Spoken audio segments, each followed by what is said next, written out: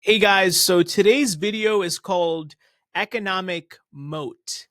So this concept or whatever is something that is made popular by Warren Buffett.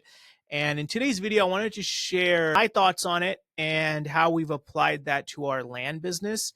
So if I understood this correctly, a moat, according, is basically there usually back in the day or whatever, a long time ago, there is a castle.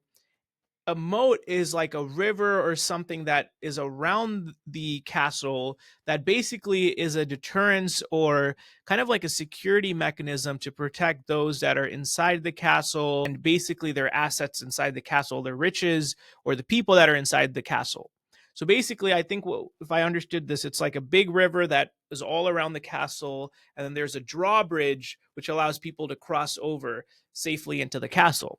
So Warren Buffett talks about, the economic moat, meaning what is the thing that's going to protect you and your business over the long run, whether it be from market downturn market downturns, whatever it is, competitors or whatever.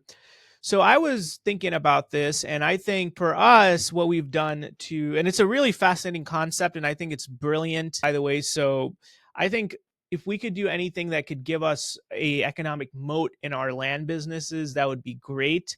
And I think one thing that I've learned is cash flow management and having cash on hand is a great economic moat because it allows you to kind of survive the downturns, the slow times. That is one thing that I wanted to share when it comes to that concept. And there could be many other things, maybe having some diversification, having a note portfolio so that if, the large deals take longer to sell or whatever it is, you have some layer of protection for your business economically or financially. So yeah, that's what I would wanted to share. All those things I just listed off could be a form of economic moat. And I think it's a fascinating concept, and there's tons of videos where Buffett talks about it. And this is just one simple way that I've tried to apply that to our land business.